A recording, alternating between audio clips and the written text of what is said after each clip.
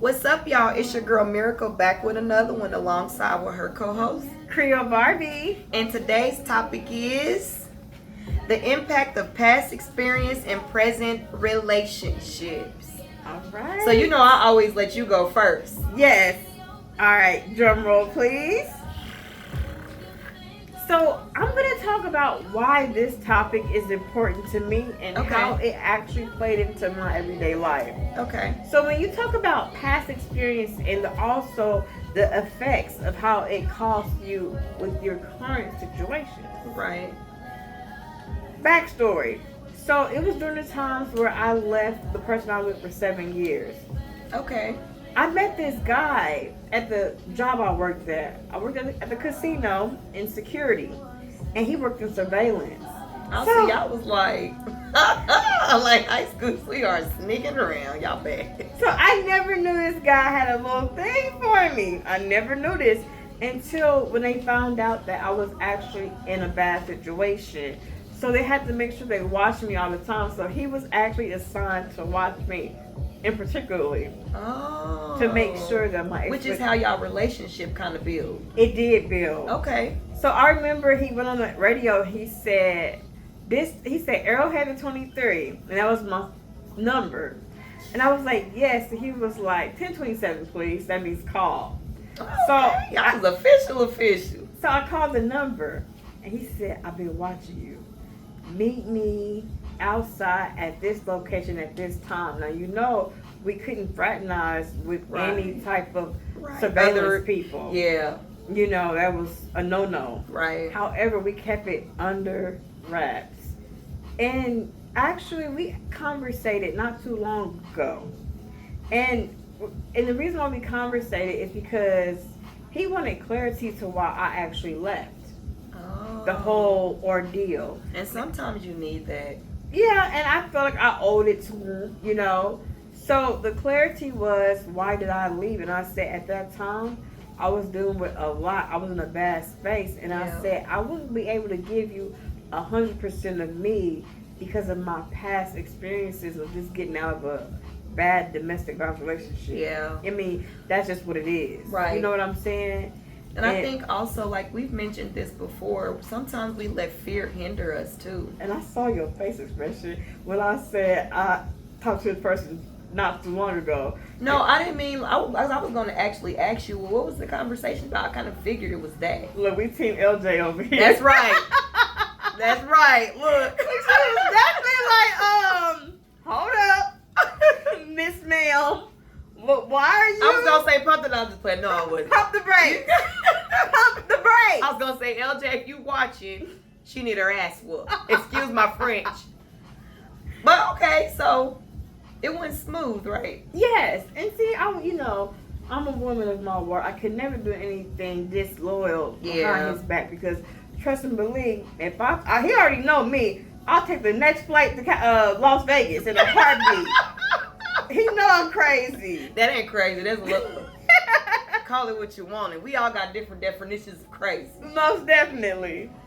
Okay, well, I kind of like that you shared that story with us. Sometimes it's good to open up about those things because it can help other people. Yes, absolutely. So, in opening, okay, I feel like this.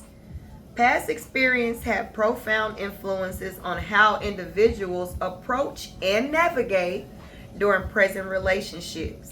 These experiences does shape the perception, the behaviors, the expectations, and the way they emotionally respond because of trauma. Sometimes people go through past relationships and it's just bad. It's not no good, like at all. Hey, look. You know what we always say? You better with God. But I have a question for you. What's the question? Because I just expressed that situation. How should I have approached or navigated that situation? Because that was past trauma. That was. And I was trying to move on to something current.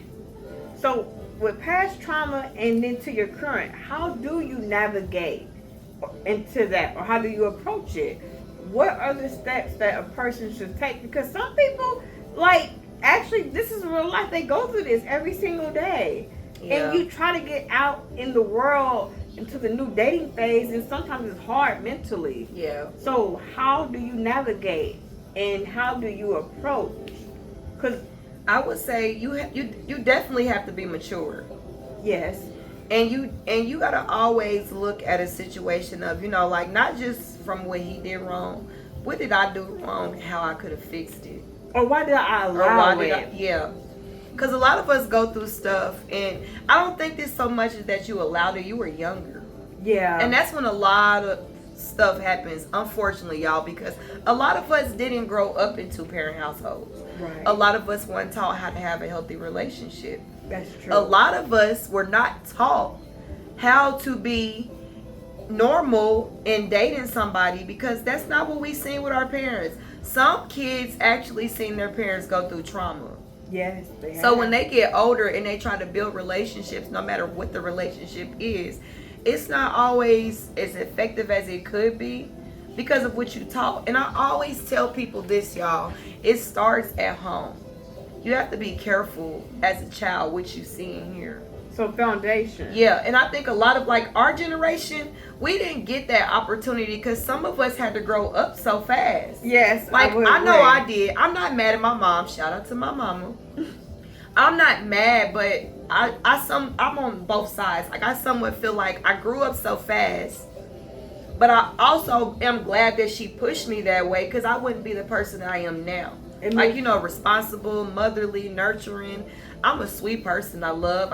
Always try to help people, Right. even when I know they can't help me. Right. But that's just who I am, because I don't be looking for handouts in return into helping somebody. I do stuff out the kindness of my heart, especially if I see you going through something and you need some help. You know what, y'all? Even just a simple conversation goes a long way, because you don't know what people are going through. No. If you can get them to smile, you did something. You accomplished something. You did. Absolutely. Because it's not always about what you can buy them or what they can pull up in or how much money you can spend or about meeting a family. It's about, is this relationship healthy enough for us to continue into it long term? Most definitely. Did y'all hear what I just said? Come back in. I said you have to always make sure, is this relationship healthy enough to continue it long term? Absolutely. Always. And you got to always make sure you're putting yourself first before you go and jump into something. Because some of y'all are jacked up. Look, okay, and I said it. Don't come for me, y'all. Y'all be out here hurting good people. I'm that's just not saying. good. And it's okay, because I get it. Again, hurt people. They're not doing it intentionally. They are hurt and they didn't deal with it. Or they are hurt and they don't know how to be in a healthy relationship or a healthy situation. And it didn't just start from dating. It started at home. I'm for real. Because you know what? Some people so used to puppy love. Yeah. So when they get that real love, they actually take a step back and say, damn, I was in that high school shit and relationships in my 30s. And it wasn't right. Yeah. But now that I see what adults do in real relationships, Yeah. let me readjust myself to be Yeah. a better person for the person I'm with. That's right. A better version of you. Absolutely. So just always be mindful, y'all. Y'all don't know what people are actually going through. And y'all can sit up here and judge all day, but nobody can judge nobody. Only God can. Yes. And I always say this. You don't know what somebody went through. I'm not excusing the behavior. So, like, just back off for a second. Listen. You know they try to come for me. But no, you're right. Because speaking of behavior and speaking of trauma in household, let's get on that Diddy situation Ooh. of how he is. I was hoping she didn't bring his whack ass up. Okay, I just playing, y'all. I just playing. Go ahead. But- We don't want to hear nothing about those 1,000 bottles of baby oil. Don't say it. No, okay, look, I'm not going to talk about the baby oil, y'all. I'm not going to talk about the slip and slide, So all what right? you gonna say? The slip and slide. But what I was really going to say is this, all right? When you talked about foundation in the household and trauma in the Yeah. household, everything that he's living right now, even down to how he styled and dressed Little Kim. If you look at Diddy's mother and look at how Little Kim actually represents the mother in a sense, like this is who he grew up around. This is who he had that actually had Little Kim to portray. If you look at some of her past outfits on the red carpet and things like that, Yeah. you'll see everything she wore, Little Kim reenacted, from the netted hair with the beads to the blonde hair. Y'all don't want to know what I think. And even the freak parties. Diddy mom had the freak parties. Yeah, that's some sick So ass. of course he's gonna be this person that he is. And okay, so you just proved my point. It starts at home. Absolutely. It's all what he saw. If he didn't see that at home, maybe he probably would be a different person. And his mom wouldn't be tainted. And what woman kisses her grown son in the mouth? Yeah, you're right about that. That's nasty. I'm not gonna be walking around my 3 boys. Come here, sons. Give mommy a smoochie. Yeah, it was just so nasty the way she did it. My husband gonna be like, "What the hell are you doing?" We are not those parents. Yes. Like, come on. I'm sorry, y'all. Let's jump back in. So I came up with 10 key points of building a healthy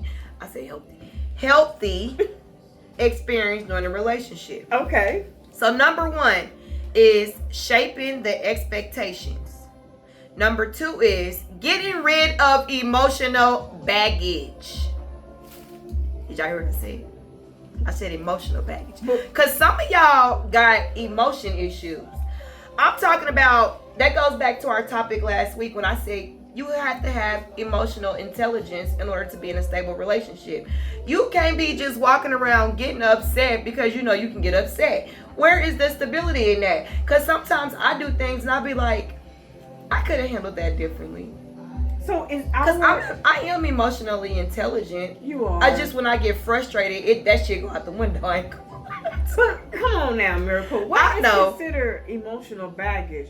Now give me some examples. So, okay, some of y'all, say for instance, like you brought it up last week when you said, whatever Erica did to you, we ain't Erica. Stop treating us like we're Erica. Yeah. You have to stop looking at everybody. Okay, so if you leave a situation and you knew it was bad, it didn't work out, whatever it may be, you have to heal, become the best version of you. So when you go meet Shaniqua, I'm just giving a name, it ain't real, y'all.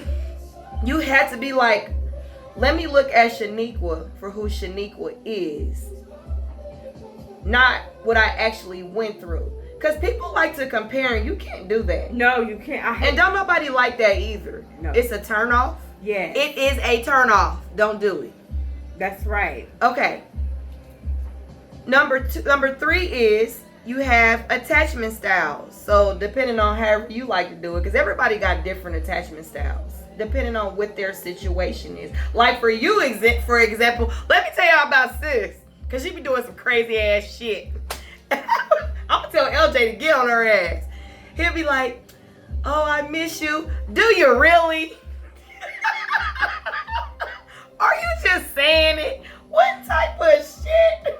I'm naturally sarcastic. Yeah, she is, y'all. I ain't gonna lie. And so it comes from a loving place. But also, I know that though, but maybe because y'all are still, I don't give a damn what nobody say. I tell people this all the time. You don't meet a soulmate. Right. Y'all turn into soulmates if the shit works. Absolutely. At the end of the day, but what I'm saying is we're still molding each other. Yes.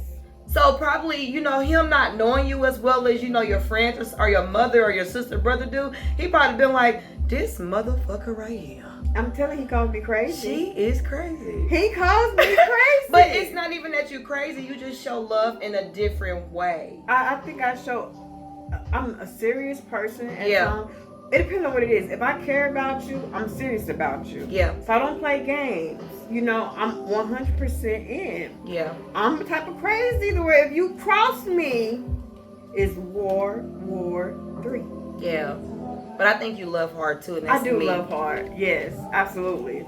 So, number 4 is trust and vulnerability. Number 5 is your patterns and the behaviors. Gotta work on that, y'all. Number 6 is the fear of, I can't never say this word, excuse me, y'all. The fear of repeating past experiences, bringing it into new relationships. Yes. A lot of people don't want to do that. No. Especially if you're trying to build something healthy. So, number 7 is healing and growth. Number 8 is projection and assumptions. Y'all gotta stop that. Stop always making assumptions based off of what, again, if you dating somebody and he said, well, Erica used to do that too, so you gonna do that too? That's an assumption. Like, for instance, I remember that me and your mom had a conversation, right? Oh, did you? What her crazy boy say? No, it was some real life stuff. And you actually told me too. We were in the kitchen and we were saying how it all came out with one of my exes that your mom was dating. Yeah. And you said that he said something slick about me. Yeah, I thought it was weird because I feel like if you in a whole new relationship, you shouldn't be comparing yourself to your ex. Then that makes me feel like you're not over your ex. It's weird. So it's like you projected negativity From a past experience onto a new experience, and that's not even giving a person a chance. and that creates what? Assumption. Yeah, in an unstable environment. Yeah, it was absolutely That was unnecessary. a good example. Yeah, I'm glad you brought that up. And so the number 9 is being more communicative and setting boundaries, whether it be man or woman. Men are listen, women, come on y'all right now. Men are allowed to have boundaries. We have to be okay when they say no. We're stubborn, and we're not. We're not okay with that. When they say no, you can't do this. No, we can't. We do get frustrated and upset. But the older I'm getting, I'm like, okay, my husband said no for a reason. No. I don't like the response. Don't get me wrong. But out of the respect that you want to have for your partner, you have to respect their no. Especially if it's not bad. That's right. So, man, y'all turn. Because I got on the women. Y'all have to respect women boundaries. If your girl want to come and tell you how her day was, even if you don't want to hear it, we love when y'all sit there and listen to us because we are talkers, okay? At the end of the day, we want to tell y'all everything because we feel like you are the closest thing to us. Do not invalidate our feelings. Don't. That is a turn off. Absolutely. Okay, guys? I said both. Look, you talking about right? Thank you. At least you honest. And that's a man. Okay, so number 10 is the biggest one, y'all. You always have to remember the role in forgiveness. And what did I say last week? LIG, honey. Let it go. LIG is the best way to have a happy, healthy, stable relationship. But in conclusion, y'all, this is what I came up with. If you can recognize your influences from your past relationships, people can consciously work towards healthier, happier behaviors in their current relationship. Absolutely. And at the end of the day, I always say this. You're never going to get somebody perfect. Okay, honey, if you want Cinderella with that slipper, where they gonna find that at? I mean, ain't nobody perfect but God. Let's just be for real, y'all. So y'all could just take that perfect out. And I will always say, when you're dating someone, be intentional. Be genuine. Be mindful that men and women have feelings. Okay, y'all hear me, women? Because it's really not just us. Men have feelings too. You have to be mindful that you got to work on active communication and active listening. What do they need from me? What do I need from them? How can we make this work? How can we keep this thing stable? How can we keep this thing healthy? Because healthy is more important than anything. You don't want to be walking around in a toxic situation. It's not good. And if you got children involved, it's not good for the children. Remember, your children are a productivity of what they see in their home. absolutely. Do I need to say that again? Or do you think they got it? I think they got it. All right. So, overall, y'all, just be mindful of how you are treating people. Be mindful that nobody's going to be perfect and it's okay. Plan to be or work towards being a better version of you.